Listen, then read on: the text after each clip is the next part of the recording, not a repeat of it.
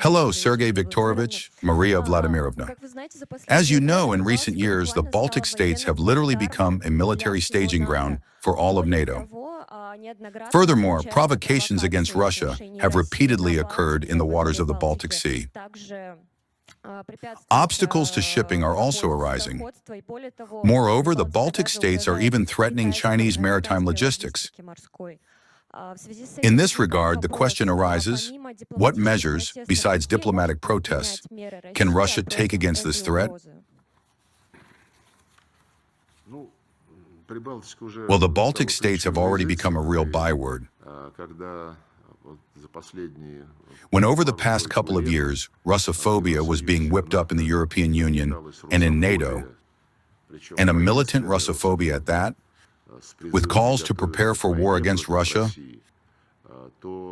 then in the front ranks, alongside the same Germans, there were, of course, also the Balts, including their leadership. What invectives have not been hurled at us?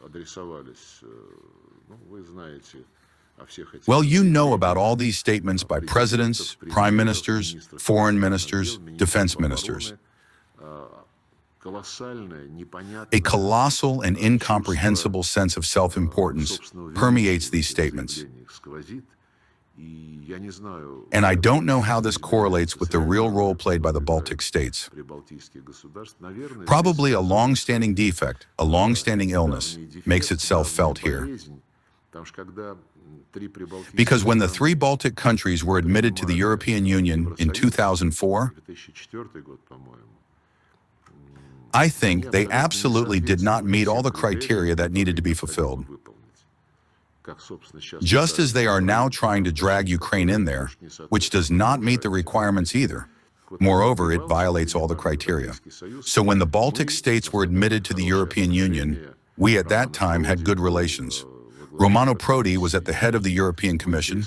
We asked our European colleagues why they were so recklessly dragging them in. This would be a burden on the normal functioning of that trade and economic structure that the European Union was at that time. We were told that. Well, here, of course, there were certain nuances because they had not yet grown up to full-fledged membership. But for political considerations, we want to admit them. Because after they were granted independence in 1991,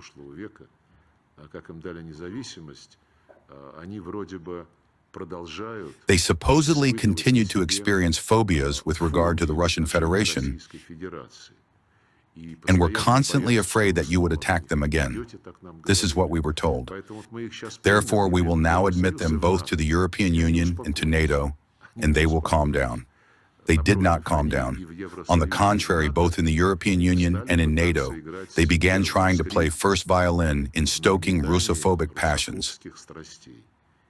This continues to this day. What concrete result from such a line and from membership in Western institutions they can present to their population can be seen by looking at the statistics.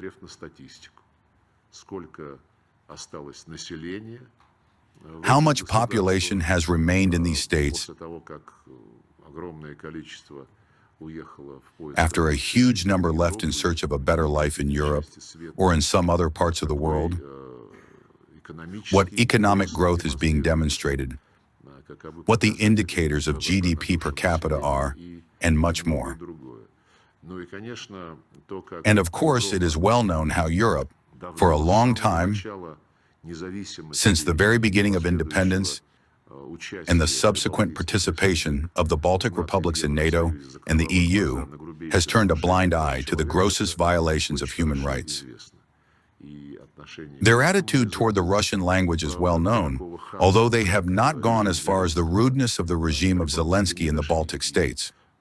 A ban on the language as such in all spheres of life has not been declared there.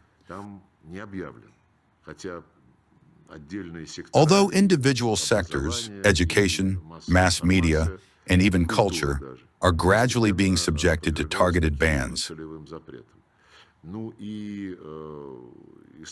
Well, the Estonian Orthodox Church is another example which, In the same line as the Ukrainian decisions regarding the Ukrainian Orthodox Church, reflects the line of the Fanar, the line of the Istanbul Patriarch.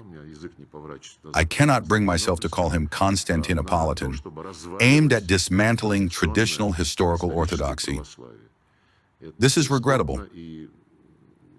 And I mentioned Armenia in the context of the Orthodox Church, the Armenian Apostolic Orthodox Church. This is a trend, and we cannot fail to notice it.